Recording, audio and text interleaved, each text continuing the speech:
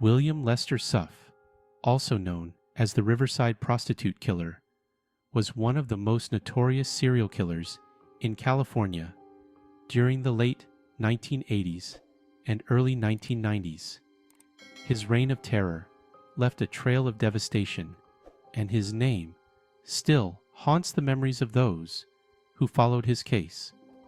Join us as we delve into the life of William Suff, exploring his early years, the darkness that consumed him, and the horrific crimes he committed, ultimately leading to his capture.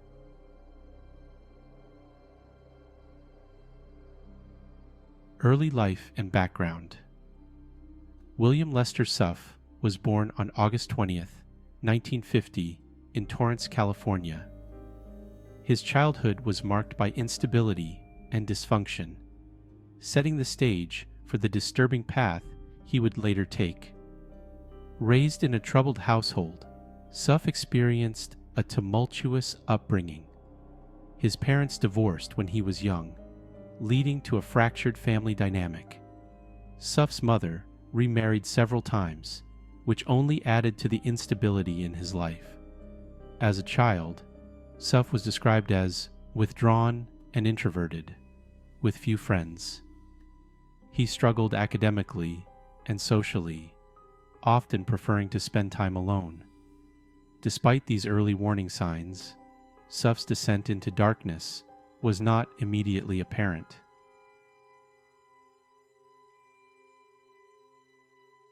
First signs of violence.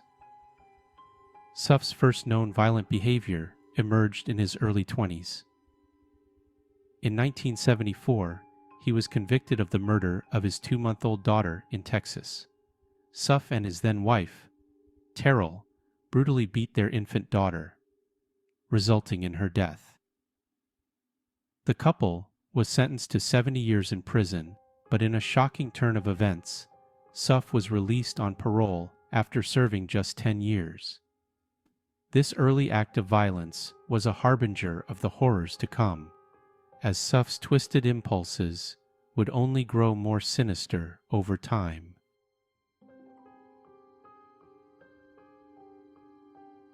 Contextualizing 1974. The Watergate Scandal.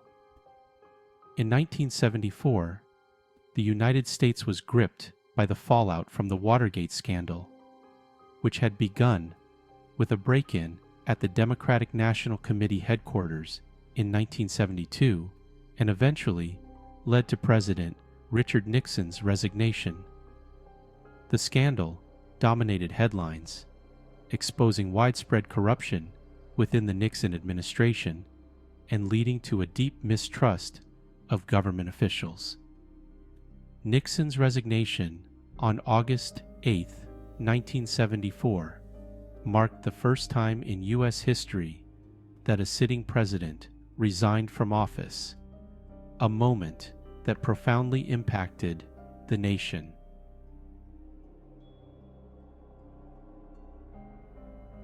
Upon his release from prison in 1984, Suff returned to California, where he settled in Riverside County.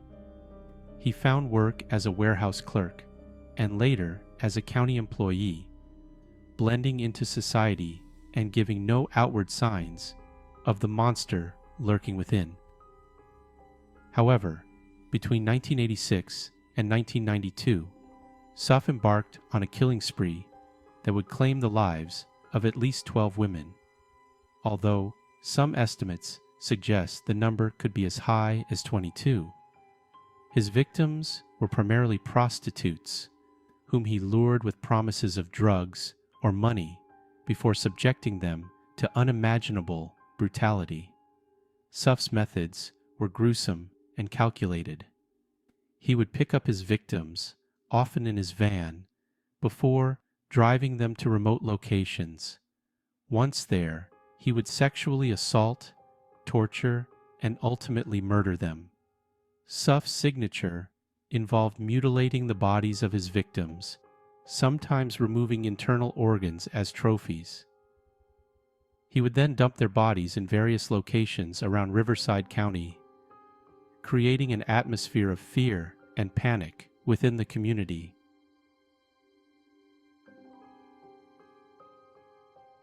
What made Suff's crimes even more chilling was his ability to maintain a facade of normalcy. Despite his heinous actions, Suff led a seemingly ordinary life. He was a father, a husband, and a dependable employee. His colleagues described him as quiet and unassuming, never suspecting that the man they worked with was responsible for a string of brutal murders. Suff's double life extended beyond his work and family. He even participated in the annual Riverside County Christmas Parade, where he helped cook chili for a chili cook-off contest. It's believed that he used the organs of some of his victims in the chili he prepared, a macabre detail that underscores the depths of his depravity. Two cases that stand out among the many are those of Catherine McDonald and Cheryl Coker.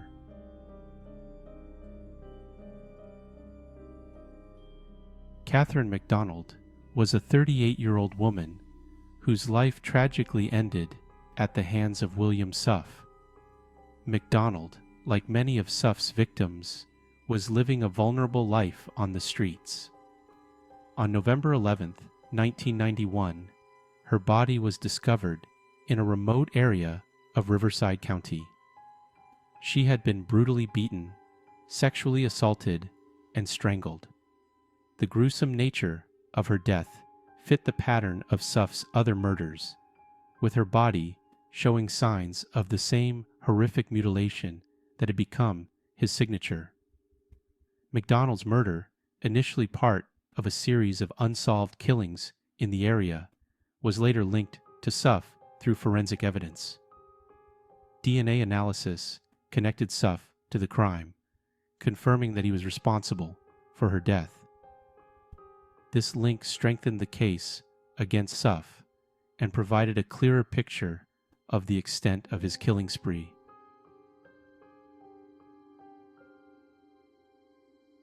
Cheryl Coker was another victim whose death was tied to Suff's murderous rampage. Cheryl was 24 years old when she was last seen alive on May 2, 1990. Like many of Suff's victims, Cheryl was involved in prostitution, making her an easy target for his predatory instincts. Her body was discovered shortly after her disappearance in a deserted area of Riverside County. The brutality of her murder was consistent with Suff's established pattern, with evidence of severe trauma and mutilation.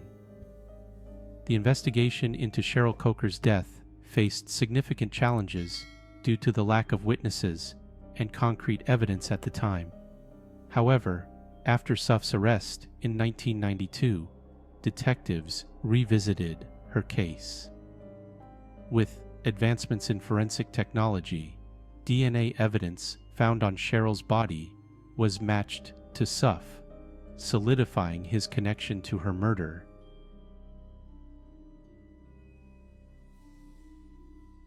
For years, Suff managed to evade law enforcement, who were baffled by the lack of evidence and the random nature of the killings. However, in 1991, the investigation began to gain traction when a task force was formed to focus on the string of murders in Riverside County. The task force employed various investigative techniques, including undercover operations and forensic analysis, but Suff remained elusive. The breakthrough in the case came in January 1992 when Suff was pulled over for a routine traffic violation. During the stop, officers noticed suspicious items in his van, including a blood-stained knife, a rope, and a photo of one of his victims. This discovery led to his arrest, and subsequent searches of his home and vehicle uncovered further damning evidence, including items belonging to several of his victims.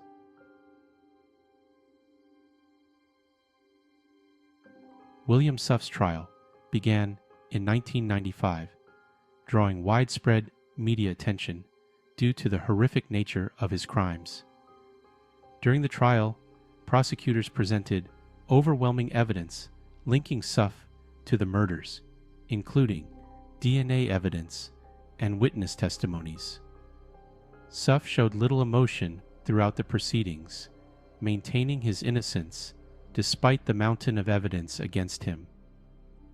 In October 1995, William Lester Suff was found guilty of 12 counts of first-degree murder and sentenced to death. The jury's decision brought a sense of closure to the families of the victims and the community that had lived in fear for so many years.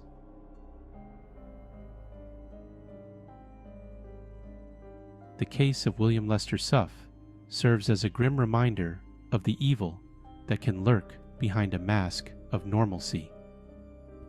His ability to lead a double life while committing such heinous acts shocked the nation and left an indelible mark on Riverside County. The investigation into Suff's crimes also highlighted the challenges law enforcement faces when dealing with serial killers who target vulnerable populations, such as prostitutes. His 2014 appeal of the sentence was denied by the California Supreme Court, which reaffirmed the death penalty. In August 2024, the Los Angeles County Sheriff's Department revealed that Suff had been connected to the murder of 19-year-old Kathy Ann Small, a Lake Elsinore resident whose body was discovered in South Pasadena in 1986. Authorities are also searching for a second suspect who they believe may be involved in the case. Today, William Lester Suff remains on death row in California, where he continues to await his fate. His story is a chilling example of how a seemingly ordinary person can hide unimaginable darkness, and it serves as a cautionary tale about the importance of vigilance and the need for justice for all victims.